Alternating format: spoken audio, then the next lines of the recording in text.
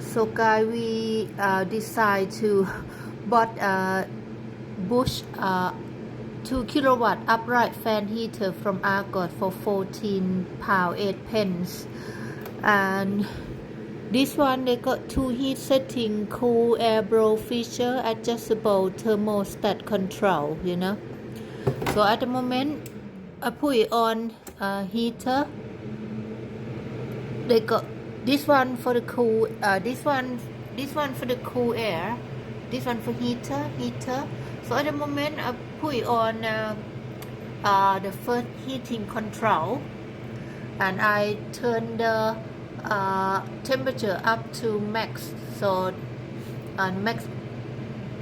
the maximum